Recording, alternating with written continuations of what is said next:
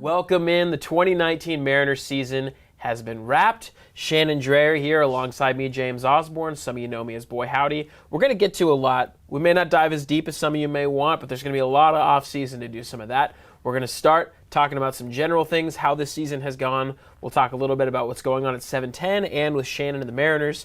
We're going to get into some sweet Sporkle quizzing for those of you who are Sporklers. I'm a big-time Sporkler. Circa 2013 is when I started, so we'll Sporkle with you.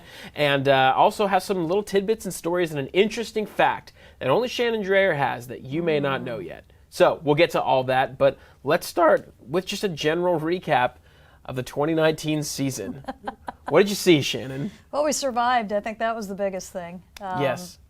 Year one of the plan, the step back. I think we all came into the season, or we should have come into the season. I hope we had you all ready for what was going to come, that it wasn't always going to be easy. Shannon, if they weren't ready, it was not my fault. It was not your fault. Absolutely. We talked about this a lot. Yeah. And we thought this wasn't going to go real well. And you actually were one of the first people to coin the term step back. And you're getting some credit, some pub in the Seattle Times with Ryan Divish's article. How sweet is that? That's pretty awesome. Get a text from Kevin Kremen this morning. The producer engineer emeritus? Emeritus, I like emeritus. that. We've got lots of emeritus. Graz is an emeritus. Yes. Which is perfect for Graz. We'll get to that in a bit. Got a text from Kevin Kremen, and so you were responsible for step back. I didn't know that you coined the phrase. I'm like, how'd he get that? Log on, and Ryan Divish had that in his piece today, kind of wrapping things up. And it all goes back to that after the season press conference that Jerry Dipoto and Scott Service had. And we went into that wondering, okay, is this it? Are they really? Because I think we heard some rumblings before the season ended that teardown was definitely a possibility. I think we knew Nelson Cruz wasn't coming back at that point. And they started out that press conference, and we were trying to get a better picture of what it was. And Dipoto was adamant that it was not a tear it down to the studs, that it wasn't a 6-7 year rebuild, and kind of what he was trying to determine a reimagining at that point. And I was just trying to get to, well, how long is this thing going to take? What are we looking at? And so I was trying to think through a question, and I thought, step back. Was that something that's a little bit more palatable? And I did qualify it with a step back being that perhaps you were looking for 1 or 2 years from now. And by that I meant being competitive. I didn't mean we're guaranteeing I didn't want them to say we're guaranteeing a postseason in 2 years, but it's going to look more like a competitive team. And step back, I think, took a big kind of step forward with that, and you heard that term quite a bit. And yeah, I was the one who brought it up in the original press conference. Interesting. I'm responsible for the whole darn thing. Good. And you know what? I'm going to praise you because I've been calling for this for a while. And we're going to get into a deeper conversation, not today, because this is a very deep and heated conversation we're going to have about whether or not the Mariners did the right thing. And the average fan may say, well, did they do the right thing with rebuilding or not rebuilding? No. Did they do the right thing to take a step back instead of a teardown? That's one question that we're going to have to get to someday because I have some strong feelings about that. Wow. And I'm going to guess that you may be on the other side. So, that said, we'll table that. You can look forward to that in a future I don't want to episode. table that. Yeah, I know. It's a big deal, right? Okay, it's a big conversation. Right, okay. But, looking forward to that one. Tell me a little bit from your perspective. So you were close with this team, as you are every single year. Yeah. And this year is a little different. You saw a record number of players come through this team. You got to meet a lot of new teammates on this Mariners team. You had a lot of experiences coming through a season that started off gangbusters, that fell off a cliff. You saw your best players traded early and cut, and it's a different kind of season than what we've been experiencing recently. Go ahead and throw in the things that I've never seen before, like the Ichiro farewell in Japan. And it was funny because we were doing a pregame show and going around the booth with Rick Riz and Gary Hill and Aaron Goldsmith and Mike Blowers, and what was your highlight for this year? And I had an idea, and somebody brought up Japan. I'm like, oh yeah, that was this year, wasn't amazing? It? Wow. That was this season. It's crazy. That's hard to believe. Yeah, but the Ichiro farewell, and unfortunately, it's because I haven't really covered a postseason. I have just on the did Visitors Clubhouse Sound in 2001. I didn't travel with them. I wasn't there for the whole thing. It's not the same. But because I haven't, been in that clubhouse when the champagne bottles have popped or anything like that, I think probably watching Ichiro go out the way he did in Japan is probably the highlight of what I have covered, and I'll never forget being in that crush of people down on the field trying to catch up with Ichiro like a half an hour after the game with everybody still in their seats and Ichiro doing kind of the run and wave to everybody throughout the entire stadium. That was exhilarating and unbelievable, and just trying to get from, we're talking to him one moment in a room, which was kind of where the pitching, they have the bullpens behind the dugouts in Japan, and we are back there in a big room having that farewell final interview with Ichiro. There were about 6 of us that were allowed to come in and talk to him. Turn around, there's Bob Melvin standing there ready to congratulate him. And as Ichiro's talking, the entire team comes in behind him, and he doesn't know it, and they're all standing there listening, ready to just, erupt once it's over. And then the next thing you know, he's gone, the teammates are gone, and we're told, go, run, get out. And we're like, what's happening? He's like, go through the clubhouse, go through the food room, things that we're not allowed to do, and through the dugout. So you just follow the crowd running out through the dugout. And we got out in the middle of the dome, and it was still full, and it was louder than it had been at any point of the game. And there's Ichiro on the mound just waving and thanking and bowing and everything else. And it was just an incredible moment. And, hundreds of photographers chasing and following it. I took a video, and it's at times sideways because you were in the middle of a crush. That was amazing. And take that all the way to Cooperstown. Yeah, we did Cooperstown this year, too. Yeah, so amid this whole season, you really had 3 monumentous Mariner moments that actually kind of split the season into 3 parts, right? So you have the first part with Ichiro. Now we get to the second part with Edgar Martinez Hall of Fame induction. Which Cooperstown was absolutely wonderful, and Edgar was great, and it was just the fitting end finally after 10 years. And I'll say it to this day, I think it was almost a good thing that it took 10 years, because now I think everybody knows who Edgar Martinez was.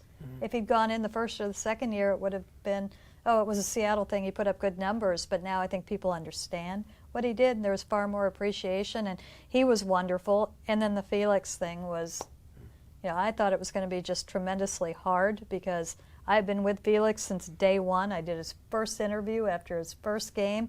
Actually saw him before that in spring training, and he pitched a couple of innings. His hat came off of every pitch that he threw, and he was getting madder and madder, but putting it back on and trying to strike out people, and it was just absolutely unbelievable. So I knew that was going to be a hard one, because you don't stay with a player for 15 years. You don't see them from 19 to the end of his Mariners career. You don't see them, get married and have kids and see the kids in the clubhouse. It's hard to separate that. But the way that he went out and turned that almost into a party and reminded you, hey, I'm King Felix.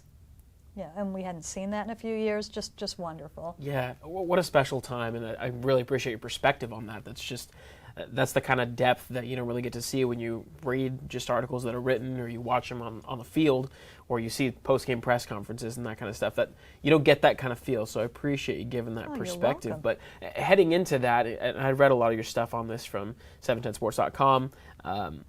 Did that whole experience go the way you expected it would as the day approached where he was going to take his last start of the season? I mean, we had seen a lot of articles, we've seen quotes from him that he didn't even know how it was going to go and what it was going to look like. For you, knowing him over his career, did that go the way you thought it would? Not at all. It was much better than I thought it would, because he is very emotional. He does care. He loves pitching. And I think that this year the realization hit him that he was in trouble this year. I think people look at him, and I've said this so many times for the last couple of years, I do believe he's got enough stuff to still be effective in this league and help out teams. He's got to work differently, and I don't think he ever realized until this year that he's got to work differently. It's not that he didn't want to. I don't think he really understood. And I think that in his mind, and if you can think about it, if you have a talent and you've had it for so long, and it's like I was a good trumpet player through college. I can't pick up a trumpet and play it right now. I can tell you exactly how that feels. And I think that every time he went to the hill, he thought that it's there somewhere. I can reach back and it's there. My changeup is there. I don't think he thought that 97, 98 was, but he probably thought enough was. And I think that he did just write a lot of it off to, I'm not healthy. I'll be fine once I'm healthy. I'll still be the king. I'll still be able to do the things I can.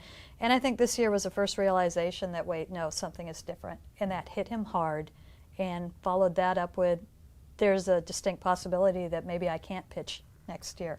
And seeing that was extremely hard because we all saw it for 2 years before, but he had to get there, and knowing what it meant to him was hard. So there were some very, very tough months there where he realized it and would actually even throw out every now and then, well, maybe I don't pitch next year. Throughout once my family needs me, which is kind of you're trying to protect that, well, maybe it's not that I can't do this, but I need to go home, and you saw that. And that's a rough place to be. So seeing that leading up to where he was going, I think it was a relief that he did come off the IL and was able to pitch. Somebody said that watching him pitch that night was like watching their kid pitch, like in a Little League game, because you want it to be okay. You want him to get through it. And I knew he would be emotional. That week he did not talk to the media, which is something that he never does. He has always, good, bad, ugly, he has always been there for the media, has always talked after games, has always talked before games, did not talk that week. So you knew there was a lot going on. And not only did he not talk, you rarely saw him in the clubhouse. He would hang out in Ryan Stiles, the equipment manager's office, or be back in the training room or the food room, just did not make himself available. And when he came out for that start, to see him tear up like right away, but then to see him turn it on and get into it and put on the show and be there for the fans, that just really shocked me. It could have been a much more somber, it could have been very, very sad, but it wasn't. And even to his final presser when he sat down in front of everybody, and he wasn't around in the clubhouse the next 2 days either. He was controlling it. When he sat down, the very last thing he said, and he held it together very well in that press conference, and I thought he was very honest about things, but the last thing he says, one more thing. You guys are going to miss me, Full of Richard Sherman. Which is miss me when I'm gone. totally Felix. And he's right. I mean, everybody who's covered him has enjoyed him. And obviously the fans are going to miss him. But no, I didn't see it going that way, and in a different way. I thought it would be a very, very tough thing, and I'd totally forgotten that Felix can do that. He can be the king. He can take it over. And, the pictures to see him pitching in that game and the sea of yellow behind him, it looked like it was 2012, 2013, 2014. So just a hats off to everybody for getting that right, for the fans for coming out and getting that right, and mostly to Felix. Very cool. Quick follow-up as we wrap up Felix Hernandez and potentially his career, probably most likely his career in Seattle. Based on what you know and what you've seen of him, do you think he pitches next year? I think he's going to try. And I think the first thing that he needs to do is be very honest of where he is physically. I mean, we don't know what the state of that shoulder is, and that gave him a lot of problems this year. And he's got a lot of miles on that arm. But you can look at others around him, around the same age. They don't have the miles on the arm. They didn't start with the intensity that he did as early, but there are paths to being effective. And I think that if he can find that, I think he has got a shot. Would he take a minor league deal or a try-me-out deal? I think that if there is somebody who is interested, I think that his agents would be able to talk him into like a 1 year of low dollar with incentives type stuff. I don't know that it would have to be a minor league deal, but I think he's up for showing that he can. But I think a lot of it, perhaps you watch him in the off season and see what he does, and that'll kind of indicate it, because I think he's got to show a little something in the off season. If I were him, I would get down with one of the performance centers or coaches, and I'd get active on social media and show those workouts and really put that out there. And I wouldn't do it in January. I wouldn't do it in December. I'd start, November at the latest.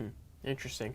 Well, we've wrapped up the major moments of the 2019 season that got us through some difficult baseball. Let's talk about a few things that you saw in the 2019 season that you thought were of note, worth remembering as this team heads forward in 2021. Well, I think the biggest thing is this season was about the players that are coming, and we'll get into breaking down the players that are coming.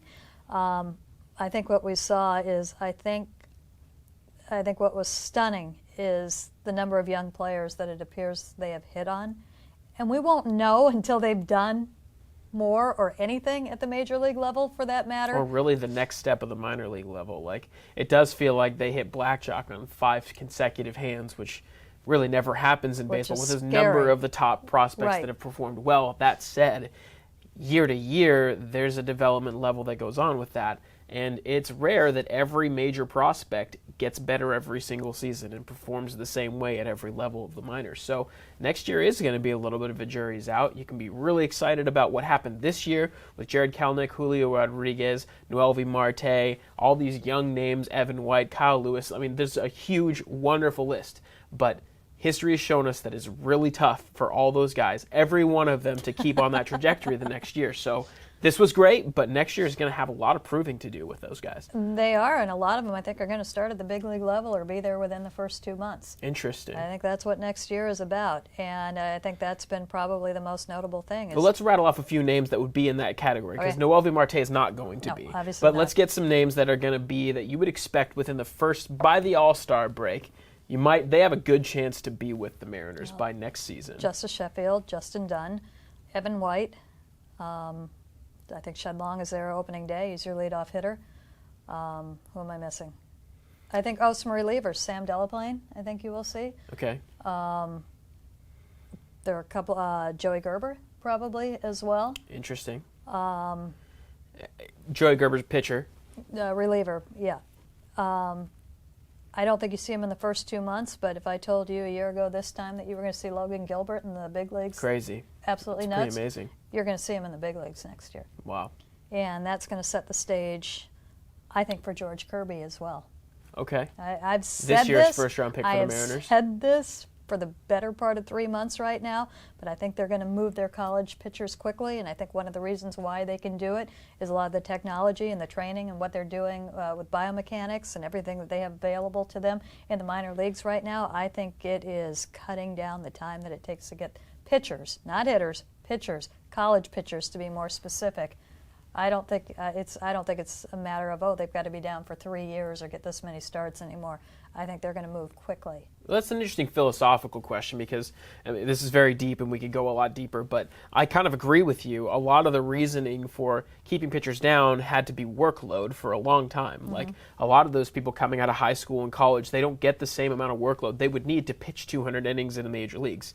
There's like 10 pitchers in the major leagues who pitch 200 innings now. 14, and one of them was Marco right? Gonzalez. So like that element of development is just not that important anymore in baseball. You really need to get your starters up to a point where they can pitch 100 innings and they are a useful commodity in a starting rotation, not a bullpen. Mm-hmm. A starting rotation, 100 innings is a good number for a guy. So in that case, 21, 22, 23, as long as you have good stuff in control, you should be there pretty soon. So I agree with you. And you can better measure that now, too. And you cannot do this with hitters, but with a pitcher, their pitches, you can measure, are their pitches major league quality? Doesn't matter. They could be on a little league field, and you can measure what those pitches are. Now, there's an emotional side to that. There's a preparation side to that, and I think we got a great illustration of that with Justice Sheffield and Justin Dunn this year. It was so fun because we'd heard about Sheffield having all of these problems just controlling his emotions, and it wasn't just his first start. That came into play in every start he made, to the point where I think Service had enough his last time out. It's like, dude, you got to calm down and calm down. It's been a long time since I've seen a major league pitcher for the Mariners look like he is a completely different pitcher when somebody gets on base. Completely different. Yeah. Justice Sheffield looks absolutely 100% different when there's a player on base and when there's not. And it's crazy to me, but I think that speaks to the mentality and to the emotionality that you've been mentioning. Right, and it's great. He's up. You got 6 starts out of him, so now he knows what it's like here. Justin Dunn is about as confident a young player as I have ever met. I love that. And you've met Jared Kelenic, so. Well, yeah, they're right there together, I would say. And Jared Kelenic is extremely confident. Justin Dunn, for all the confidence he has, completely fell apart in his first big league start, which is great. I was laughing, not in a mean way, but I'm like, there you go, kid. Welcome to the bigs. But he's smart enough to realize and to take that and work with it. And it took some time. It wasn't the next time out where he was able to let go of that. And he admitted it. He admitted it. It was still a little bit different that second time out. His last 2 outings, one of them against the Astros, and yeah, it's just 2 innings, but much different story for him. So for me, watching that, I thought that was, we haven't seen that in a long time. Not with the young ones. So I thought that was great to see. But these young players are going to be of impact. I'm interested to see, when do they bring up Cal Raleigh? Because he is a catcher. we know a lot about rushing catchers and what happens Yes, when you rush catchers. I know more about that than anyone. You are the expert, so if it happens, you're on hand. I've got somebody else to work with. I suspect they're going to want to keep him with Logan Gilbert. So what happens when Gilbert's ready? And Raleigh has put up very nice numbers, and I don't know how he does it, hitting from both sides of the plate and catching. Off the charts mentality, off the charts leadership, and the development that I saw in him from spring training to this last week when he was up, and that was a great thing. If you're not aware, the Mariners brought up 3 players, Cal Raleigh, Evan White, and Logan Gilbert. The final week of the season, they weren't call-ups, but they had them up with the big club. They let them work out with the team. They let them go through the meetings just to get their feet wet, kind of get the lay of the land and how things happen at the big league. And I would imagine it's also a little bit of a carrot. Once you're up there, you want to stay up there as long as you can. Cal Raleigh was night and day different from when I spoke to him in spring training as far as the media. He didn't say much, and that's usually a confidence indicator, but had a great conversation with him at the end of the year. I'm like, yep, he's getting that catcher feel, because catcher, there's so much extra that goes with it. You've got to have leadership ability if you're a catcher. It's not going to work if not.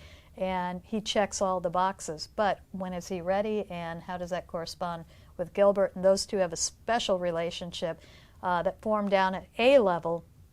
Did you hear about this? No. Okay. They had, you're going to hear about a lot of the off-season camps as the off-season goes on that the Mariners have. Maybe we can get somebody in to talk about it a little bit. That would be really cool for the minor leaguers. And one of them is a leadership camp. And part of it is something that we went through here last year at 710, the Crucial Conversations. Oh, yes. They call it something Very different, important. but you have to be able to have the tough conversations with people. And Logan and Cal were butting heads in A-ball, and Cal was trying to take control of it. And the reports we had on Cal down in A-ball was his preparation was off the charts.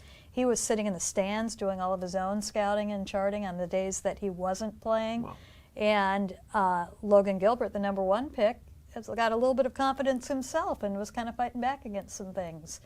And there was some going back and forth between the coaches, and the coaches were finally like, hey, have those conversations.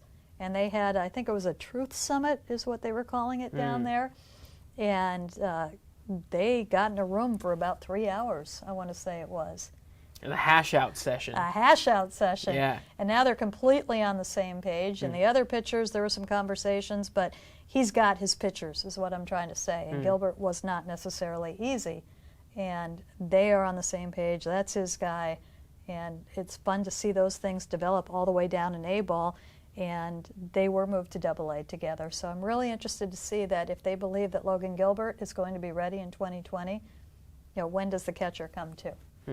Great questions. For those of you who are hoping that we were going to rant and yell and scream about the Mariners' 2019 season, this is not the right episode for you. Maybe there will be some of that in the future when I start to challenge Shannon on some of the things that I think that I know she's not going to be happy about. But that's not for today. No? You don't want a preview? I don't think so. No? Because Not even one? I've got some. If rats. I even give you some of the things that I think about this team and some of the people on it, you may not talk to me the rest of the day. But I want you captive here and forced to answer those questions. But we're not doing that today. One thing we are doing today is going into an interesting deep dive into the 2019 Mariners, who saw 67 different people reach their roster. And so our own Brent Stecker from 710sports.com has put together a Sporkle quiz for us to determine in 5 minutes, can we name every player that reached the major leagues for the Seattle Mariners in 2019? Are you ready? Well, give a rundown. Somebody might not know what Sporkle is and your history with Sporkle. So you're going to see here, because we have this on the screen, because we're very technologically advanced. Is it here?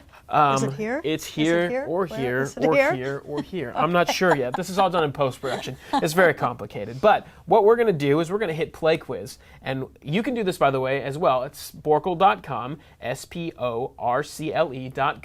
You can search for all sorts of Mariners quizzes. The Lookout Landing Crew does Sporkle Fridays, I think, where they do a bunch of Sporkle quizzes. Really cool. I was just reminded that Rick Waits was a pitching coach. There you go. Yeah, that's right. So what we're going to do is we're going to hit play quiz. This timer is going to count down from 5. Shannon and I are going to type into these fields how many different players we can name in 5 minutes. And if we get stuck and we can't do any more, we'll hit give up. Are we going to go back and forth, or are we going to just kind of We're just going to do it together, spit them out as much as we can. Okay, and I'll give notes if I can think of them. And go. Too. You first. Okay, we're going to go with Daniel Vogelback. Oh my, I got a far too many. new keyboard. We're going to need more minutes here. No question about it. Okay, good. Austin Nola. Austin Nola, which brings me to a first baseman that nobody remembers, Ryan Healy. Oh, Ryan, getting married in the offseason. Oh, good for him. They're all going to his wedding, too. Omar Narvaez will be on that list, Mitch along Haniger. with Tom Murphy. That's one of the guys you're going to get real mad at me for my conspiracy theory about that guy. You might be surprised. Oh, okay. Oh. Speaking of... Domingo Santana, what does his future hold? Stay yes. Same with Malik Malik Smith, who had over Kyle 40 Lewis. stolen bases this season. Outfield. Yes. Dylan Moore, outfielder Dylan Moore now. appeared in, I believe, over 100 games for the Mariners. How crazy is Made that? one heck of a catch. He's got some confidence. He's fun to watch. Did I do that one? Yeah, I did do that one already. Also in the infield is D. Gordon. He played there. Shedlong. Kyle Seager also played there. Shedlong. J.P. Crawford. J.P. Aaron Sebia. Aaron's the classic Niehaus. Gave up on that one. No, that wasn't Niehaus. I'm sorry. That was Ron Fairley. Yeah. Christopher Negron. Oh, Christopher Negroni with a K. Christopher Negron, who then went to the Dodgers? Yes, and hit a home run in his first game. I'm pretty positive that's how you spell that name, Brent. What have you got? Negron, K with a K-R-I-S. Stofpher. Negron. All right, we'll come back to that. We'll come back to that. Anyways, new name. Okay, Tim Lopes. Oh, Which I love saying Lopes. Tim Lopes. Lopes. I bet you spelled that with the phonetic thing. I don't think so. Tim Lopes. I meant Brent. Oh, Brent. Oh, no. With I feel good about... Ryan Court. Ryan Court. That's not real. How about Meghan Markle's brother? Parker Markle. Parker Markel. Yes. I thought Markle would be much better. Parker. Chased balloons in Arizona in the off-season for a job. Chase who? Balloons. Air balloons. Hot air balloons. He was the chase car for hot air balloons. Never went up in one. Heck no, he said. I thought you were saying that was a player that played Chase for the and Mariners. Bradford. Chase balloons. I would have believed you. I was all in. I was like, well, I'm going to trust you that was a reliever. I don't really. Ichiro. Ichiro. Does that was count? on the team. Come on, Brent. Why did you have to cue this in so I have to write Suzuki? He doesn't put it on his own Ichiro. jersey. Brent. Oh my, yeah. This is no. We're right, not even gonna get to the bullpen. Braden Bishop. Braden Bishop. Oh, Mac Williamson. Mac. Big Mac Williamson. Big Mac. He was ridiculously huge. Is there one C in that? Mac. One Mac. One K, no one K, C? No K. No K. Thank you. Okay. What are we missing on position players? I don't know. We've got a good list of these guys here so far. Oh, don't zoom. That's not a good idea. Okay. We got some outfielders we've been missing. Outfielder, first baseman we missed. Another first baseman we've missed. And Ryan Healy, Austin Nola, Daniel Vogelback. Oh, gosh. Edwin Encarnacion and Jay Bruce. Tim Beckham. So long ago.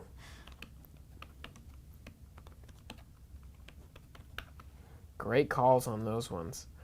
There's some flash in the pan prospect types that came up.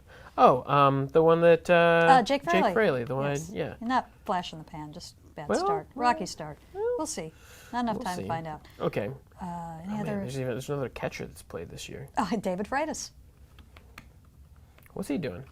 He had the best average in minor league or in the AAA last year. Okay. Yeah, good guy. Like him. Cute Good little for him. family. All right. Let's go to the starting rotation. We've got Felix. Marco Gonzalez, Felix Can we keep playing when the time runs? Hernandez. That's not enough time We could because we're start doing over pretty. and do. Yeah, we're doing pretty well here. How about another? Yeah. Just You nice say and friendly. Kikuchi. You could do a whole show on him. You say I am love. We are going to have songs this year, aren't we? You are going to finally I write can't us a fall song. asleep. Wade LeBlanc, Wade LeBlanc. Tommy Homer, Malone, Justin Dunn, Tommy Malone, Justin Dunn. Justice Sheffield, Justice Eric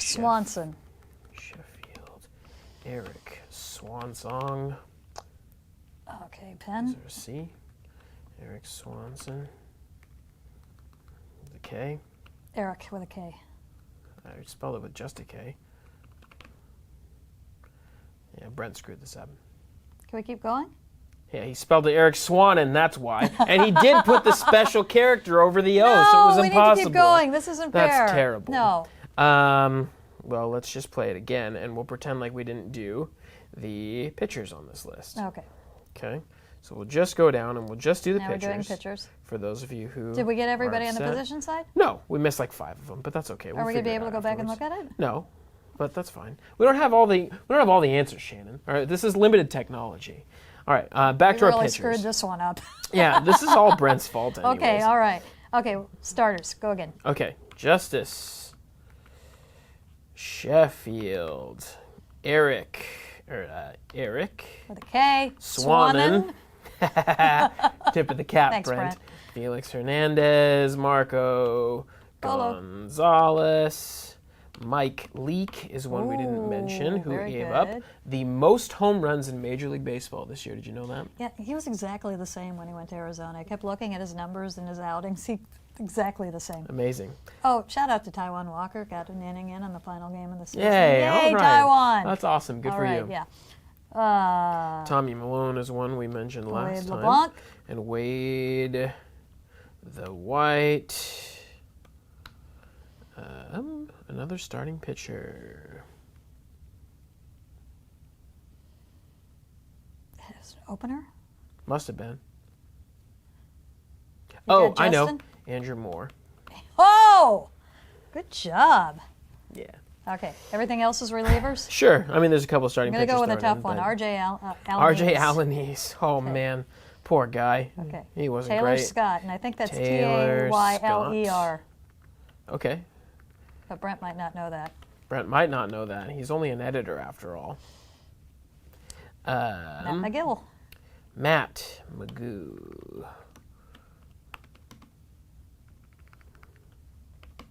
Anthony Swarzak. What are you doing? How do you spell Matt McGill? Mattmagill. Whoa. Okay. Sorry, who was the one you just said? Anthony Swarzak. Anthony Swarzak, who I thought was going to be good. Didn't turn out that way, just like Gerson Bautista. Who is the Hunter Strickland. That didn't work out so well. Neither does this keyboard.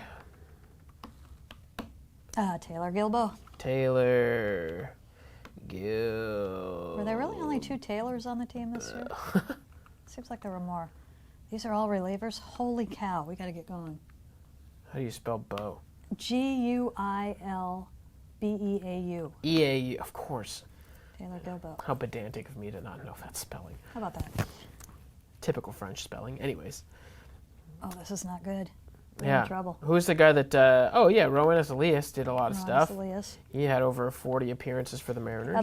Zach Groats. Zach. And Don't there was call a me Lou. Zach at the beginning of the season, Groats. too. Who was the Zach at the beginning of the lefty? The K, is that gross?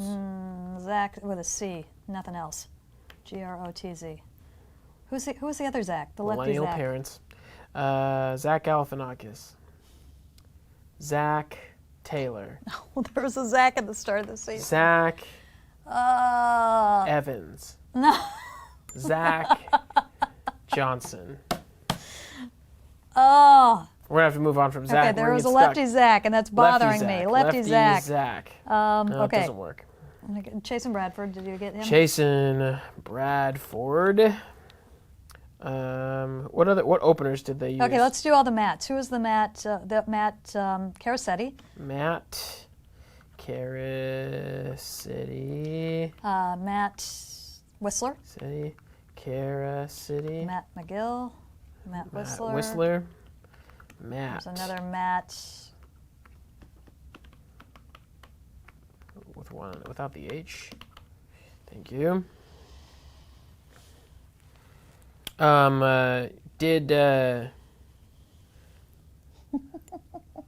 What's his face that has been up here forever?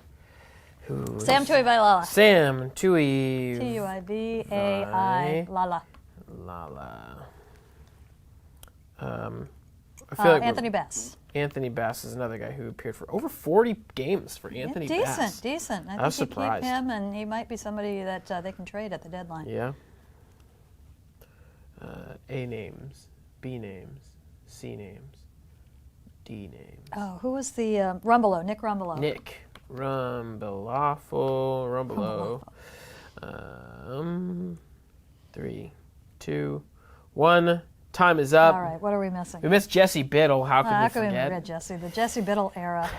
In previous iterations, last time we did get Yusei and Justin Dunn and Parker Markell.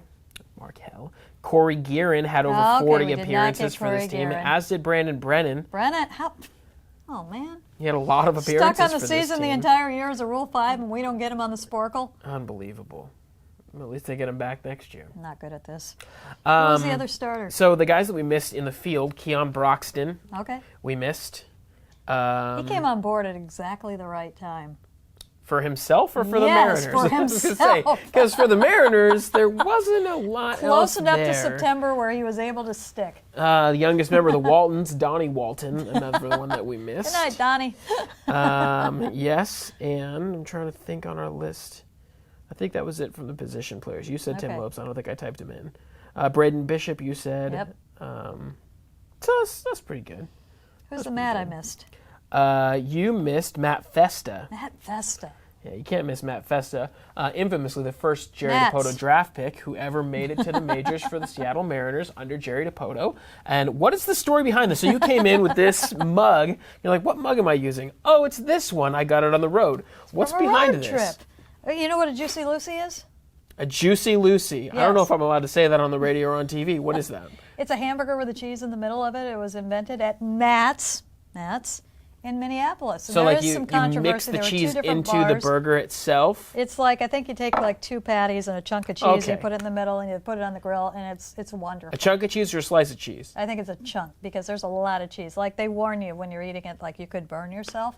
But no, we had an off day in Minnesota this year and weren't sure what we were going to do. Blowers was asking what to do, and I'm like, let's go to Matt's and get Juicy Lucy's. And Blow liked it so much that he bought like the T-shirts and the mugs and everything else. But Nice. yeah, just an absolute, it's a little neighborhood bar that's like just on the outskirts of downtown Minneapolis. The grill, I kid you not, is this big. Wow, okay. And they are making burgers like non-stop. Crazy. And we went in, I want to say it was probably like 4 o'clock, and the place was full, and it was all locals. And people just coming and going, and it was like their hangout. A couple of tourists are coming in because it's known for it. But if you're ever in Minneapolis, got a couple hours to kill, head to Matt's, get the Juicy Lucy, and it is just like middle. I grew up in Illinois, and it could have been, you know, the neighborhood pub in any town like where I grew up. It's a lot of fun. That's perfect. I enjoy the Midwest mostly for their cheese, so I'm very happy that you found something with cheese in it from the Midwest this year to write home about. That's awesome. Put it in your yearbook. That's great. There we go. So as we wrap this up here, let's look a little bit forward. What does an off season for Shannon Drayer look like? Well, the first thing is put away the suitcase, which is always a happy occasion, and mine got crunched at the end of the season, so I'll have to get another way. That's kind of when it tells you it's the year's over. Yeah. You know, time to put away the suitcase. You expense that? They She give me expenses one that. because I'm part of the traveling party, and they all have to be uniforms, so they're easy to put on the plane and the buses and the trucks and things like that. So Yeah. so Okay. it's a little hard-sided one, and yeah. Good. Before that, they started giving me one about 5 years ago. Before that, I would literally go through Trash bags. You put everything in a trash everything in a bag. bag. That was Pat Borders years and years. Every now and then you'll get a player. My favorite that Ryan does Snelling that. story is that he used to go Chris. to Chris Snelling. Thank Yes. you. He used to go to Value Village, and he would buy a set of clothes wherever he went. He would wear them once and throw them away. He would never wash any clothes. He would never wear something again because he didn't want to do laundry. So he would just get clothes at Value Village, wear them, and then throw them away. Yeah, I thought it every was now amazing. and then, every now and then you get one of those, and they're the real throwbacks. But I would go through a suitcase a year, like a soft-sided one, because we travel so much, and it would just absolutely get thrashed. And at the end of the year, it's donate because the wheel's broken or there's a hole in it somewhere. Yeah. But they do not hold up. But yeah, suitcases put away. This off-season, Jerry Dipoto said this the other day, and I believe him, it's not going to be as busy as the off seasons that we have seen in the past. Bullpen, there are so many arms that they can bring in. I don't think you are going to see the big pile of relievers, as Lookout Landing so affectionately titled it a couple of years ago. There will be some that they bring in to take a flyer on, but they've got a group that they know more about. He's not going to make the big move, and we can get into this more as the offseason goes on. But we'll follow the moves. But he said early, late, not at the holidays. That's when we're going to make our moves. And he's made a big trade, 2 of the 4 years that he's been here right out of the gates. I think he's got something ready to go. We'll see that probably pretty early. But, yeah, so we'll keep track of that. We'll keep track of the prospects, because that's one of the greatest things this year is just the interest all of a sudden that everybody has. Not everybody, but a lot more people have in the prospects. So we'll follow them in the Arizona Fall League. And one little nugget here that I think is interesting, there's a player who is going to the Dominican to catch. Okay. Austin Nola. Okay. Interesting. So the Mariners, with 2 starting caliber catchers now, as they proved with Omar Narvaez and Tom Murphy, they found Austin Nola, who I think is 29 years old, who's kicked around in the minors for a very long time. He's played some catcher. He played backup emergency catcher for the Mariners this year. That's interesting to try and put himself in a permanent position to say, can I be good enough to catch in the major leagues? And in background here, is he caught primarily in Tacoma. He came to the organization, was a minor league free agent sign, and before he signed, he wanted to talk to Scott Service, and he made it very clear that he is a catcher. And for those not familiar, he came to catching very late. He came up as a middle infielder, and then started trying to play a little bit of the outfield, and a minor league coach said, yeah, probably skills aren't going to hold up in the infield or the outfield. Have you ever thought of catching? And he grades out very well as a catcher. So he has been catching, I believe, for the last 3 years now, and the pitchers loved him and raved about his pitch framing. And we were around him every day and talked to him. He's definitely a smart guy, and I just found that interesting because, Cal Raleigh's coming. You have 2 catchers that you like a lot, and especially in Tom Murphy, they like a lot. I wonder if we see another catcher on the move this offseason. But ears perked up when I asked Austin Nola, what are you doing this winter? First thing I'm doing is going to the DR to play. Next question was, what position?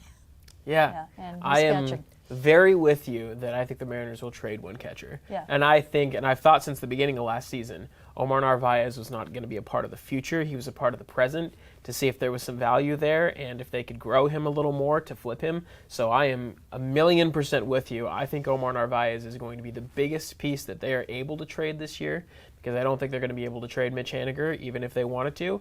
And I don't think they're going to have the guts to trade Marco Gonzalez. So I think that Omar Narvaez is the biggest chip you'll see move, and he'll get the biggest return of what they have to offer. So I think, signs are pointing toward that.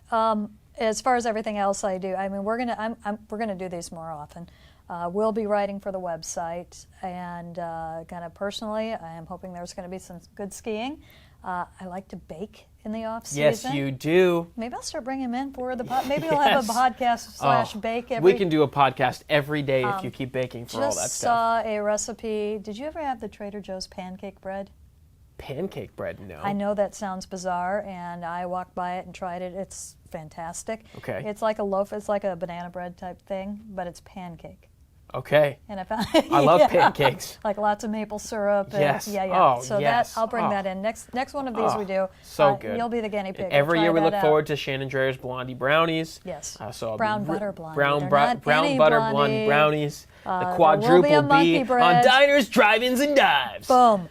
What about you? I can't Yeah. come in here and everything's a little bit different right now. Yeah, so as of Monday, September 30th, 710 ESPN Seattle has a new lineup. The mornings, no more Brock and Salk, and that means no more Boy Howdy either. So you got the Blitz at 6 with Lydia. From 7 to 10 is Danny and Gallant with Danny O'Neill, formerly of the Danny David Moore Show, and of Danny and Brock, or Brock and Danny. So he's back to the mornings. So he's on with Paul Gallant, who's a really cool, interesting guy. If you haven't had a chance to follow Gallant, at Gallant Says on Twitter, a super interesting guy, lots to say, lots of opinions. I've really enjoyed him so far. Then following that, you got John Clayton from 10 to noon with Curtis Rogers, who you remember from the pre- and post-game shows of the Mariners. We like Curtis a lot. Great guy, super knowledgeable, and he's going to do some awesome stuff there. And then from noon to 3, instead of Bob Graz and Tom, the Graz has transitioned beyond a daily show, so he's a digital contributor. You'll still hear him on the air a bunch. He'll be filling in for a lot of shows. Like a daily hit on Clayton, doesn't he? Yeah, he does his daily hit on John Clayton's show at 11:45 every day, so lots of great stuff from the Graz, but he has moved on from the regular shows, and that new show from noon to 3 is Tom, Jake, and Stacy with Tom Wassel, previously on Bob Graz and Tom. Jake Heaps, former Skyline quarterback, #1 player in high school football in all of America, I think in 2012. 2013, went to 3 colleges, played with the Jets and the Seahawks on practice squads and active rosters. Really cool. And Stacey Rost, who is a contributor at 710sports.com. I read tons of her Seahawks stuff. She's an amazing follow on Twitter, one of the funniest people I've ever met in my life. So she's great and awesome.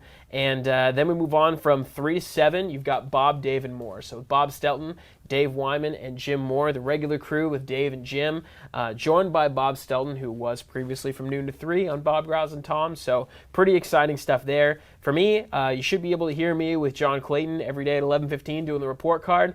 He can't get rid of me that easy. Brock and Salk, they may not be in the mornings, but they are now on a podcast. So every week on Wednesdays, you'll be able to hear the Brock and Salk podcast. That still does feature me, Boy Howdy. So I am the feature element of the Brock and Salk podcast. If there's one reason you downloaded, it's because of me. Yes. I'll be there every week. So and Kyle's there too. It's awesome. It's the same crew. It's the same show.